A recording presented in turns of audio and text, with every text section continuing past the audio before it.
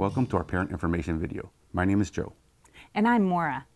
This video is offered to you by the East County SELPA in collaboration with the Exceptional Family Resource Center for parents. By parents. And here are 4 things your school team wish you knew. Scheduling is a lot harder than it looks. One of the reasons why scheduling an IEP meeting can be challenging is because special education law requires the teams to hold meetings within a certain time frame. Additionally, the required members need to be present to hold a meaningful conversation. Check out our video on IEP team members to learn more. Sometimes finding a time in which all members can attend can be very tricky. For example, when a general education teacher and a special education teacher both attend the meeting, they each need to have substitute coverage. Lastly, school teams need to consider their labor agreements, which indicate how early or late meetings can be held. That is why, for example, there are no IEP meetings on Saturdays at 7 p.m. Communication. It will help if you ask your child's case manager or special education teacher what their communication preferences are.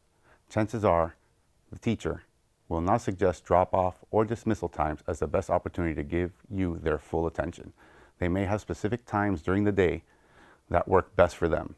Many case managers appreciate email, but it depends on the individual. One more thing about communication. Maura and I highly recommend you share any concerns or questions you may have prior to the meeting with your child's case manager or special education teacher. This will allow your school team time to gather information needed to discuss your concern or questions. You shouldn't be surprised by the school team either. Communication should be flowing in both directions. Better communication helps IEPs go smoothly and creates better partnership between schools and families. Money is not the reason. If there is a disagreement within the IEP team about a request for more services or resources, cost does not drive the decision. When conflict arises, we often see one of these reasons: a disconnect between the student's assessed needs and the service or support being requested. Schools are required to develop IEPs that are, quote, reasonably calculated to enable a child to make progress appropriate in light of the child's circumstances, unquote. The obligation of the school includes offering a least restrictive environment, which means fostering independence and encouraging age-appropriate activities. Joe and I encourage families to try to listen for and respond to the reasons that the team is actually stating. When money enters the discussion, it distracts from the real issue that the team is there to consider: how to support your child.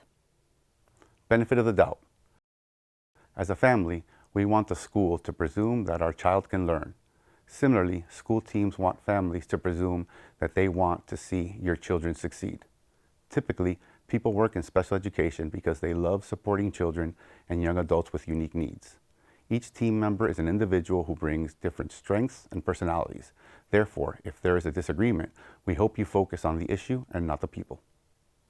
EFRC and the East County SELPA are standing by to help answer any questions you have about this video or any special education topic. Don't forget, like and follow us on social media. And you'll definitely want to scan this QR code to access more resources about eligibility. With ADR, Empowering families to empower students.